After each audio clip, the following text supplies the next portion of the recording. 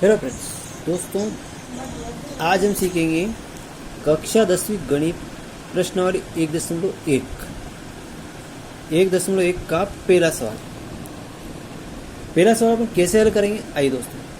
सबसे पहले दोस्तों, अभी तक आपने इस वीडियो को सब्सक्राइब नहीं किया है तो इस चैनल को सब्सक्राइब कर ले ताकि नेक्स्ट वीडियो की नोटिफिकेशन सबसे पहले आपको मिले। तो शुरू करते हैं।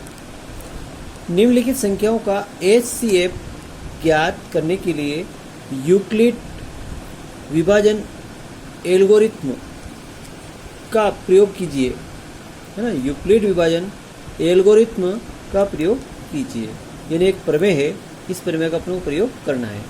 HCF का अर्थ होता है दोस्तों यहाँ पे महत्तम समापवर्तक, यानी सबसे बड़ा गुणनखंड, है ना।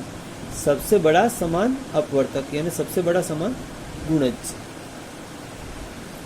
अब वो क्या होगा देखिए दोस्तों।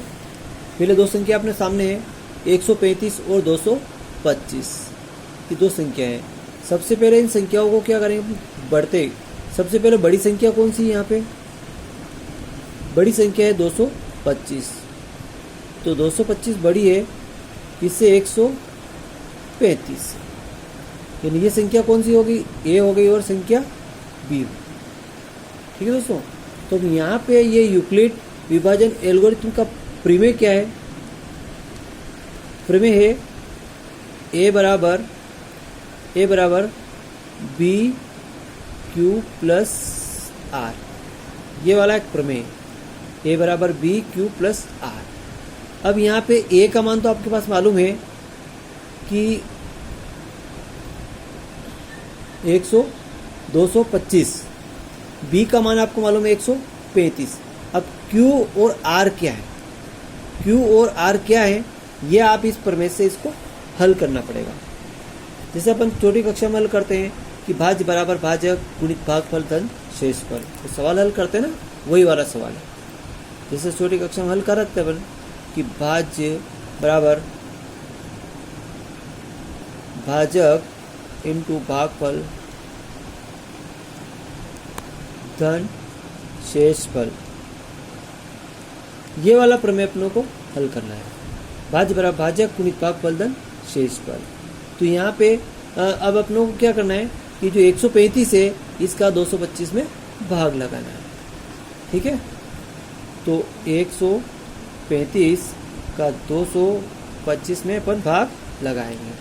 कितनी बार जाएगा दोस्तों, देखिए कितनी बार जाएगा, एक बार जाएगा, क्योंकि दो बार तो ज़्यादा हो जाते हैं, 200 हो जाते हैं, है ना। एक ही बार जाएगा 135, घटाए 5 में 5 गया 0, 12 में से 3 गए तो 9 और कट 10, कितना बचा 90। अब दोस्तों यहाँ पे स्टेप वाइज सवाल हल होगा जब तक कि शून्य ना आ जाए, जब तक कि शून्य नहीं आ जाए।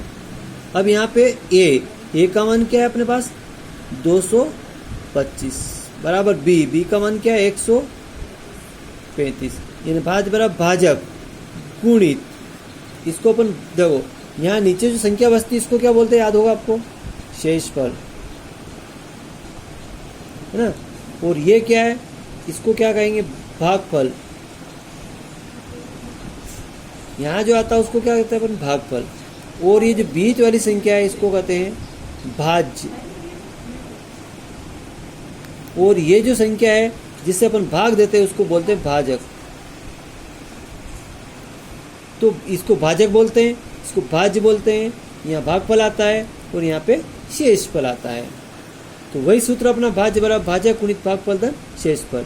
तो भाज्य कौन सा है 225 है, भाजक 135 है, और भागफल कितना है दोस्तों 1 आया, और शेषफल कितना आया 90 आया। तो यहाँ पे R का मान क्या है अपने पास 90 है, और Q का मान क्या है 1 है। ठीक है, अब ध्यान रखना। अब यही प्रक्रिया अपन कब तक करते जाएं, तब तक कि शून्य नहीं आ जाए। ये पहली स्टेप थी, अब दूसरी स्टेप। अब इसमें क्या करना पड़ेगा दोस्तों, ये जो अपने पास जो संख्या थी, ये जो भागफल था जिसका भाजक था और ये शेषफल था, अब वापस अपनों को क्या करना पड़ेगा, ये जो शेषफल है इसी शेषफल का इस भाजक के अंदर भाग देना पड़ेगा। ये वाला जो 135 है ये संख्या अपना 135 यहाँ आ जाएगा और बराबर ये 90 यहाँ आ जाएगा। गुणित अब यहाँ पे क्या आएगा वो अपन देखते हैं आगे। देखो ये देखिए, अब 90 का फिर भाग लगाते हैं अपन, है ना, 90 का फिर भाग लगाते हैं तो 9 एकम 9 दूनी 18, 180 ज़्यादा हो जाते हैं, इसलिए 90 एकम 90 घटाया 5 का 5 और 13 में 9 ने 4 13, 4 बचे। अब यहाँ पे कितनी बार भाग गया, एक बार भाग गया, है ना, और शेषफल कितना है 45 आया। ठीक है, अब वापस तीसरी स्टेप फिर अपनों को करनी पड़ेगी। ये 90 वापस फिर यहाँ आ जाएंगे, जो 90 है ना ये वापस फिर यहाँ आ जाएंगे और ये 45 ये फिर वापस यहाँ आ जाएंगे। फिर गुणित यहाँ पे Q और R का मान आएगा। फिर 45 है, इस 45 का फिर भाग लगाएंगे, किस में लगाएंगे, 90 में अपन लगाएंगे। ठीक है, इस तरीके से इसको बार बार भाग लगाते जाएं जब तक कि शून्य नहीं आ जाए। तो 45 दूनी के 90 हो जाते हैं, तो नीचे घटाएंगे तो शून्य आ जाएगा। 90 में से 90 गया तो क्या बचा दोस्तों, शून्य बचा। यानी 45 से भाग लगाने पर क्या बचा, शून्य बचा। इस 45 से भाग लगाने पर तो यहाँ 45 दो बार गया और यहाँ पे शून्य आ गया, है ना। तो किस से शून्य आया, इस 45 से शून्य आया। बस ये ध्यान रखना है कि किस संख्या से शून्य आ जाए वो इसका HCF होगा। तो अतः अब अपनी संख्या कितनी थी, 135, 135 और 225 का HCF बराबर कितना आएगा, 45। ये आपका आंसर। ठीक है, इस तरीके से अपन इस सवाल को हल कर लेते हैं।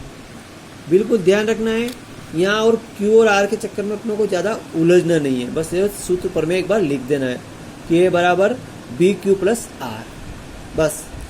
फिर कुछ भी नहीं करना, भाग लगाते जाओ, बार बार उसको भाग लगाते जाओ।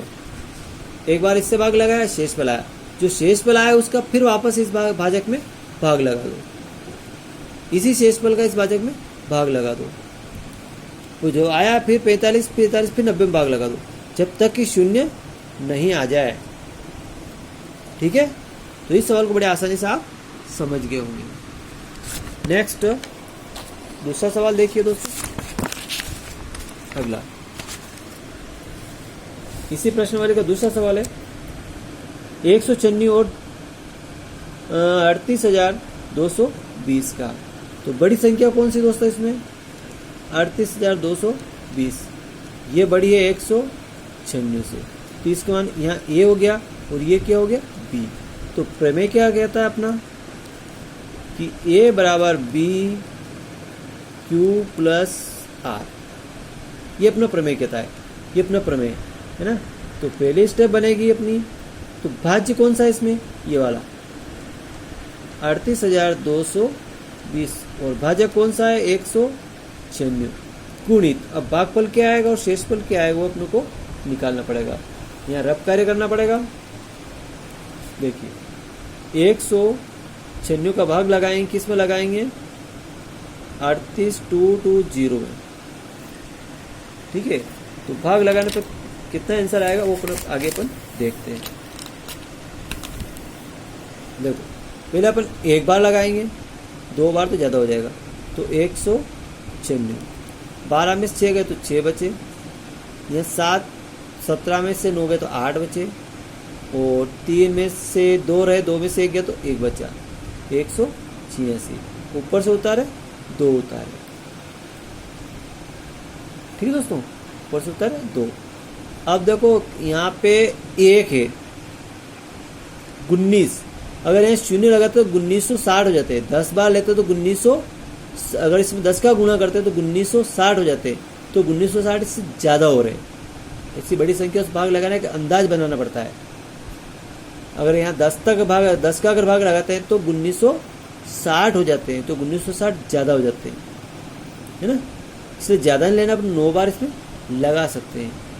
तो 9 बारी का लगाएंगे तो 9 छंग 54 के 4 आएंगे, हाँ सिला 5, 9 में 81 और 5 86 आएंगे, हासिल आया 8, 9 का 9 और 8, 8 ने 9 17 होंगे।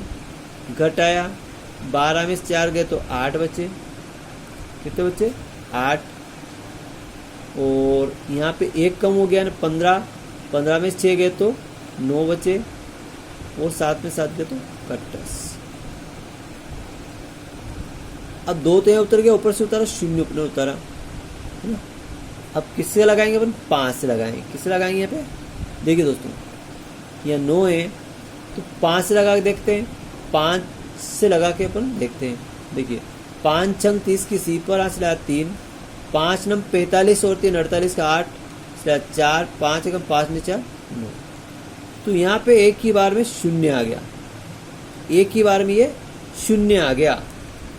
यानी भाज्य पर भाजक गुणित भागफल कितना आया? 195, 195 और शेषफल कितना आया? 0 आ गया। एक ही बार भाग लगाने पे शेषफल 0 आ गया। तो इसका एचसीएफ क्या होगा? 196 से किससे 0 हुआ? 196 से हुआ। तो यहाँ पे एचसीएफ क्या होगा? 196। ये आपका आंसर है।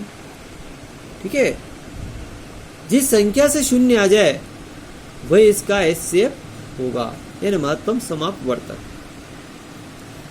ठीक है, नेक्स्ट एक सवाल और हल कर लेते हैं ताकि आप बड़ी अच्छी तरह से इसको सीख जाएंगे।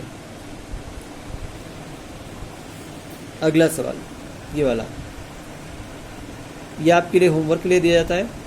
अगर आपको नहीं भी आता है तो हम इसको नेक्स्ट वीडियो में आपको सिखाएंगे। तब तक के लिए बाय।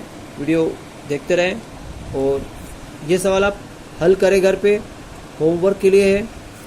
यहाँ पे आप हम लिखेंगे इसको होमवर्क।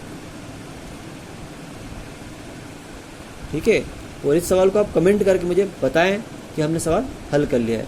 अगर नहीं आता है तो हम आपको फिर से सिखाएंगे, नेक्स्ट वीडियो में सिखाएंगे। थैंक यू दोस्तों। वीडियो अच्छा लगे भाई लाइक करें और दोस्तों में शेयर करें और सब्सक्राइब करना न भूलें। सबसे पहले सब्सक्राइब करें इसको।